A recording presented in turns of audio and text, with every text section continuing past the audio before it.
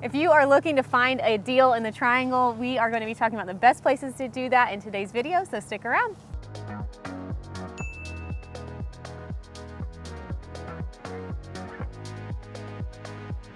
All right, so the methodology we used for this video, we looked at days on market in these areas. We looked at what percent under list price buyers are getting homes for. So how far under list price on average are they getting a home for in these areas? And we also looked at, are these areas increasing or decreasing in value year over year? The first one on the list where you can get a deal is Morrisville, which is where we are currently. So so Morrisville is kind of a smaller suburb area that kind of hugs like Durham and Cary and Raleigh kind of all at once. It's the home of the airport. And so, if you find the airport on the map, that is essentially Morrisville. This is Morrisville. So it's not a huge, population size here, but it is an area that has a good amount of housing still, despite not being like a giant area on the map, but a super convenient area for people who travel a lot for work because, airport. Yeah, so as far as getting a deal in Morrisville, you can absolutely do that right now. So year over year, prices have declined on average 2% in Morrisville, which is lower than the area average. So typically the Triangle right now has seen appreciation. In Morrisville, we've seen a dip in 2% year over year. Right, which isn't like it crashed in Morrisville. And so if you live in Morrisville and you're watching this, you shouldn't be like horrified or anything, but it's just a small little dip. This time of the year, November 2023 compared to November 2022.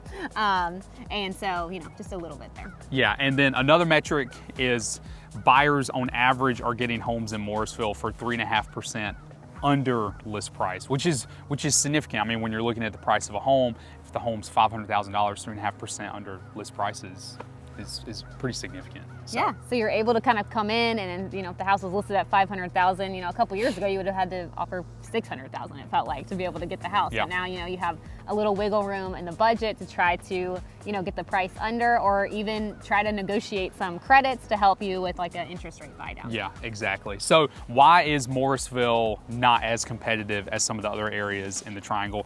Our best guess is the high percentage of townhomes in Morrisville. So when you're looking at the percentage of townhomes versus single family homes, it's about 46% townhomes in Morrisville. And I think that large amount, which is significantly larger than anywhere else in the Triangle, that large amount is making the area a little less competitive. Because like Cindy said at the very beginning, great location, super convenient to everything, to the airport, to the Research Triangle Park, to Raleigh-Durham, Chapel Hill. I mean, it's literally in the heart. But I think the percentage of townhomes is what's making this area less competitive. Right, and it's not that there's anything wrong with townhomes, but you have a large sector of people that a townhome's just not going to work for. People that have a lot of pets and they need some space, for them. They don't want to have to walk their dog all the time, so they want to have a yard, or people who have kids that just want more space there. A yard. Yeah, exactly. So a lot of people, that lifestyle is not going to work in their season of life, but it is perfect for someone who's traveling a lot for work. Like we mentioned with the airport there, townhomes, they're going to cover that maintenance on the outside. So there are groups of people that a townhome is absolutely perfect for. Yeah, absolutely. And the zip code we're talking about is 27560. That's the zip code for Morrisville that we're referring to. So next on the list is East Clayton, the zip code 27527. This portion of Clayton is kind of near like Highway 42 if you've ever been out that way. And there's a lot of new development, like Flowers Plantation is huge out there. Tuscany, Portofino, lots of big neighborhoods right on that strip. As far as prices in East Clayton, so year over year, it's looking at a 0.2% decline in prices, decrease in prices. So obviously that's hardly significant, but it's something. It's something. Yeah. It's something. And so when the average in the area is an increase in prices, to have any kind of decrease is noticeable. And so it's worthy of discussion. A couple other factors, days on market in East Clayton are 24, so that's higher than the average in the Triangle. And then you have the average buyer is able to get a home in East Clayton for 3.5% less than list price. So very similar to how Morrisville is as well. I'll be honest, I was kind of racking my brain on why is East Clayton in this category? Because Morrisville is a little easier, I think, with townhomes, but why East Clayton? And we were talking about distance, but I don't think distance is a factor because there's a lot of other areas in the triangle that are kind of far out. Yeah. I think what it is, you know, Cindy mentioned that it's off of that Highway 42 section in Clayton, which is just loaded with a ton of massive neighborhoods. And I think the inventory in such a small area is so dense that people just have a ton of options. And so homes sit a little longer.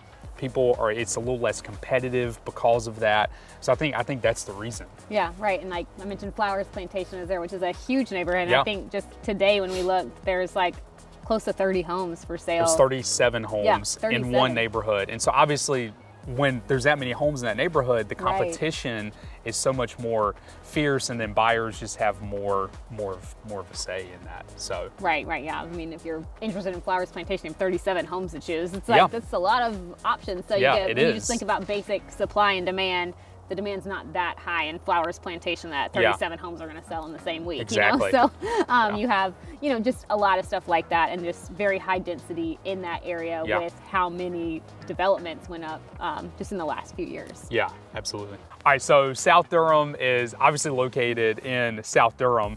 It's kind of like Morrisville. Like in some ways it's a shocker because it's super convenient to the rest of the triangle. So South Durham is obviously close to Durham because it is in Durham. It's close to Raleigh, it's close to Chapel Hill. There's just a lot of accessibility in South Durham. Right. And so for it to be one of the areas where you can get a deal is somewhat surprising. Yeah, for sure. Because I feel like when I think of Durham in general, I feel like it's like more of the hotter area of between like north and south, you know, but yeah, it was interesting looking at the data. Yeah. So what the data says is in South Durham, they've seen an increase in prices by 0.8%. So this is the first area we've talked about today that's seen an increase in prices. However, when you're looking at places like Cary that are around 5% or Chapel Hill that's around 8% growth, 0.8% is a pretty low number, which is one reason why it ended up on the list. Right. So it's more like that it's kind of just holding steady to where it was last year. Yeah. And as far as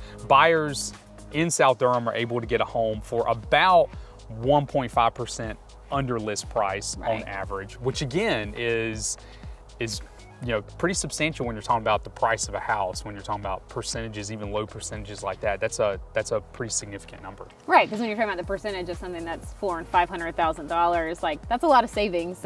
When you really think about it, and the average for how much under through the whole triangle is around 99.2% right now, so it's about 1% less than the average for the entire triangle. Also in Durham, with the inventory that is available, we feel like, you know, the days on market, it's pretty comparable to the rest of the triangle, but homes in Durham are taking about 20 days on the market before a contract is formed. The average in the area is about 19, so just slightly above. That's not a huge difference there, like it's 1 day. But then also when you look at how many showings it takes to form a contract on a home in Durham, the average in the triangle is 10, but in Durham it's been about 17 showings. So, you know, I don't think that's really a bad thing necessarily. I think that just shows there's a lot of people looking in Durham too. There's maybe a little more demand there, so the homes are more popular to get seen. So it's not necessarily a bad thing, but it's just interesting to look at all of those numbers. As for the reason why we think South Durham is showing this low level of appreciation or low level of competitiveness, I don't really know the answer to it. I feel like we have a good hypothesis on Morrisville and East Clayton. South Durham, the only thing I can think of is a lot of folks who are looking in South Durham can also look in areas like Cary or North Raleigh, because it's all kind of a similar region, and I think some of those areas have a little more to offer sometimes than South Durham in terms of, you know, parks or amenities. And so I think some of that plays into it, but I mean, that's just a guess. So that's our best guess. But yeah, I mean, all three still awesome places to look to move, but definitely ones we want to put on your radar if you're someone that's like just really trying to hunt for what feels like a good deal. These three, and there's plenty of other options too around the triangle. We just honed in on three that we thought were interesting today, but definitely a good time to try to hunt for a better deal than you might have found a year ago. It is. If this video has been helpful at all to you today, we would love to have you subscribe to the channel. We put videos like this out every single week, and we'd love to see you here next time. Yeah, if you're looking to buy or sell real estate, we'd love to be your real estate resource of choice. I'm Zach. It's my beautiful wife, Cindy. You can find our contact info below and reach out to us that way. You can also find us on Instagram. You can find us on Instagram at the Honeycutt Realtors, or you can check out our website, honeycutteam.com, and we will see you next week.